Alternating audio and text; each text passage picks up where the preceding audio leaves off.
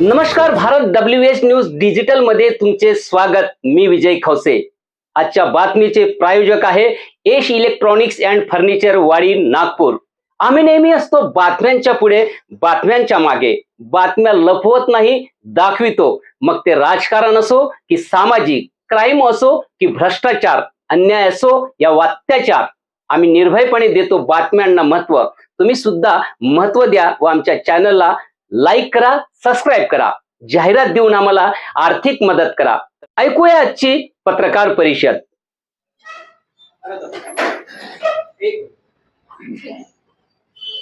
युवा जागरचा अनिकेत हर्डे, सौरभ चट्टे, विदर्भ राज्य आंदोलन समितीचे मुकेश भाऊ मासुरकर, योगेश गिरी, आशिष राऊत, ही सगळी युवा जागरची टीम आहे. सोबतीला विदर्भ राज्य आंदोलन समिती आहे. पत्रकार मित्रांना नमस्कार. आम्ही बेरोजगार संवाद यात्रेचं आयोजन 24 तारखेला बापूकुटी सेवाग्राम इथनं केलं.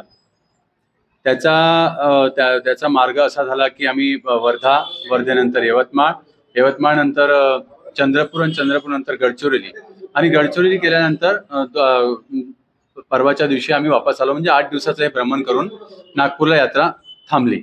आता यानंतर इथून 8 दिवस ही यात्रा नागपुरात राहणार. सगळ्या अभ्यासिका केंद्राला आम्ही या दरम्यान भेट देतो. अभ्यासिका केंद्राच्या नंतर प्रायव्हेट ट्युशन क्लासेस, त्याच्यानंतर प्रायव्हेट ट्युशन क्लासेसच्या सोबत कट्ट्यावर कॉलेजेस आणि कॉलेजच्या कट्ट्यावर असणारा तरुण वर्ग आणि चौकात जिथे तरुण वर्ग असतो तिथे आम्ही तरुणांशी संवाद साधतो. यामागचा मुख्य उद्देश बेरोजगार संवाद यात्रेचा असा आहे की मागील 50 वर्षात नव्हती तेवढी बेरोजगारीचा दर आज आपल्यासमोर आव्हानासारखा उभा आहे. या आव्हानाला सामोरे जाताना आम्ही युवकांना हे समजून सांगतो की त्यांनी या इलेक्शनमध्ये प्रत्येक राज्यकर्त्यांना 2 तरी नैतिक मौलिक असे प्रश्न विचारले पाहिजे. तर ते 2-3 प्रश्न म्हणजे कुठले? तर बाबा रे, तू मागील 5 वर्षात मतदारसंघात किती उद्योगधंदे आणले? पहिला प्रश्न. त्याच्यानंतरचा दुसरा प्रश्न असा की तू बेरोजगारांचं पलायन थांबवण्यासाठी काय उपाययोजना आखल्या? त्याच्यानंतर पेपर फुटीवर तू किती वेळा कारवाई केली? पेपर फुटी प्रकरणी तुझी भूमिका काय होती? हे सगळे मार्मिक प्रश्न जे म्हणजे एका प्रत्येक बेरोजगाराला उद्भवतात ते प्रश्न आम्ही या दरम्यान विचारतोय. आम्हाला असा अनुभव आला की वर्धा जिल्ह्यात जेव्हा आम्ही गेलो तेव्हा तरुण 2 बेरोजगार युवा आम्हाला भेटले. त्यांनी 4 वर्षाचं इंजिनिअरिंग कंप्लीट झाल्यानंतर 5 वर्ष नोकरीसाठी आटापिटा केल्यानंतर त्याच्या वडिलांनी जेव्हा म्हटलं की तू हताश होऊ नको आणि हताश नव्हता, तुला मी अजून 1-1.5 लाख रुपयाचं सहाय्य करतो, आणि त्यांनी एकाने किराणाचं दुकान आणि एकाने जनरल स्टोअर्सचं दुकान टाकलं. पण जेव्हा आम्ही त्याला हे लिफलेट दिलं तर त्यांनी ते लिफलेट आम्ही वापस घ्यायला गेलो तर तो म्हणाला की वापस नका घेऊ, मी पण बेरोजगार आहे. तर तो बेरोजगार असा त्यांनी सांगितलं की म्हणे ग्रामीण अर्थव्यवस्था आता डबघाईस आलेली आहे. सध्या FMGCचे प्रोडक्ट होते 5 रुपये, 10 रुपये, 20 रुपयाचे, ज्याला कोरोनानंतरची डिमांड आहे ती पण कमी झालेली आहे. म्हणजे साधा जो बाल वर्ग सुद्धा जो यायचा तोही कमी झालेला आहे. कारण की क्रय शक्ती ही शेतकऱ्यांची कमी झालेली आहे. ग्रामीण अर्थव्यवस्था आता मनरेगाकडे सुद्धा तरुण वर्ग, जो शिक्षित तरुण वर्ग आहे तो मनरेगाकडे वळतो आहे. तो मनरेगाला त्याची अप्लिकेशन्स आहे की 200 दिवसाचा रोजगार मिनिमम मिळाला पाहिजे. आताच्या बजेटमध्ये, अंतरिम बजेटमध्ये वित्तमंत्री निर्मला सीतारामननी सगळ्यात जास्त बजेट मनरेगाला दिलेलं आहे. म्हणजे बेरोजगारीचा दर आणि त्याच्यासोबत आजूबाजूची असणारी अर्थव्यवस्था आणि होत असणारं पलायन आणि त्याच्यानंतर ही सरकार केंद्राची किंवा राज्याची, ज्याला डबल इंजिन सरकार म्हणतात, ती कुठलीच भूमिका युवकांविषयी घेत नाही. आताच तुम्ही ऐकलं असेल की 4 तारखेला तेजस्वी सूर्यांचं नागपुरात युवा संमेलन आहे.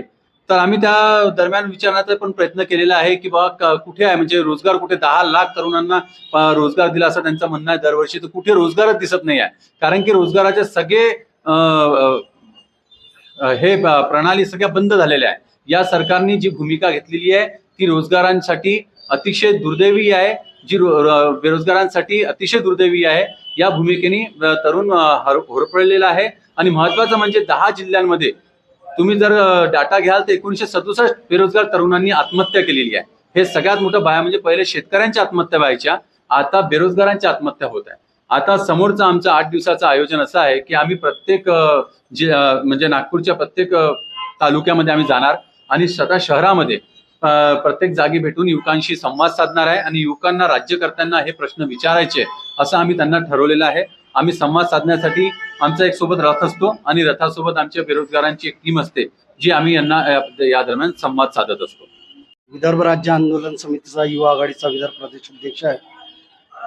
आमच्या साथीने सांगितलं का देशात बेरोजगारीचा मोठा प्रश्न आहे आणि त्यात आज जो तरुण वर्ग आहे त्याला रोजगार नसल्यामुळे तो हताशेत चालला आहे. दरवर्षी 95 लाख तरुण डिग्री घेऊन बाहेर निघत आहे आणि आज त्याच्या हाताला काम नाही. आणि आजच्या परिस्थितीत आमचा जो महाराष्ट्राचा तरुण आहे त्याच्या भागाला येणाऱ्या ज्या नोकऱ्या होत्या त्या पूर्णपणे संपलेल्या आहे. 2,57,000 जे जागा रिक्त आहे. परंतु आता जो येणाऱ्या वेळेस बजेट पेश केला, अंतरिम बजेट अजित पवार यांनी पेश केला, त्या बजेटमध्ये युवकांना काहीच मिळालं नाही आणि खास म्हणून विदर्भाच्या तरुणांना तर काहीच मिळालेलं नाही. विदर्भात असलेल्या ज्या रिक्त जागा ते काढूच नाही शकत, कारण आज महाराष्ट्र सरकारवर 7 लाख करोड रुपयाचं कर्ज आहे आणि राजकोषीय घाटा जो आहे 99,000 करोड रुपयाचा राजकोषीय घाटा आहे. अशा परिस्थितीत तूट असल्यावर ते नवीन घोषणा करत आहे. MIDC पूर्ण ओसाड पडल्या, MIDCमध्ये रोजगार नाही, सरकारी नोकऱ्या नाही. आणि आज महाराष्ट्रात नागपूर हे एक मात्र असं शहर आहे जिथे क्राईम सर्वात जास्त आहे. क्राईममध्ये सर्वात समोर आलेला जो भाग आहे तो नागपूर शहर आलेला आहे. आणि मागील एका महिन्याच्या घटना तुम्ही पाहाल तर एका महिन्यात आमच्याकडे 25 जे आहे मर्डर झालेले आहे, तिकडे बऱ्याच घटना झालेल्या आणि त्याच्या सर्व तरुण मिळालेले आहे. आज 50 वर्षात देशात सर्वात जास्त बेरोजगारी असताना विदर्भाच्या वाटेला सातत्याने बेरोजगारी हे जास्त मोठ्या प्रमाणात आली आहे. आणि आता तुम्ही पाहता जे येणारे इलेक्शन आहे त्या इलेक्शनमध्ये युवकांना प्रलोभन देण्याकरता कोणत्याही पक्षातले लोक तिथे युवकांच्या बाबत बोलत आहे. पण युवकांचं सर्वात मोठं पलायन विदर्भात झालेलं आहे. पलायनामुळे आमची 25 लाख तरुणाई विदर्भाच्या बाहेर गेली आणि त्यामुळे आज 2305 गाव ओसाड झाले. ह्या सगळं RTI मधनं मिळालेला डाटा आहे. ह्या काही आमचं मनगणन डाटा नाही आहे. हा पूर्ण RTI मधनं सरकारी आकड्यानुसार आहे. आणि आज तो जो आकडा एवढा भयानक झाला का आमचा एक खासदार कमी झाला, सोबत आमचे 4 आमदार कमी झालेले आहे 2010ला.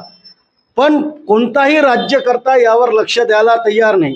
आणि आता काल 4 तारखेला जे तेजस्वी सूर्या म्हणून BJPचे सांसद आहे ते इथे आपलं युवा संमेलन घेत आहे. JP नड्डा त्याला संबोधित करणार आहे.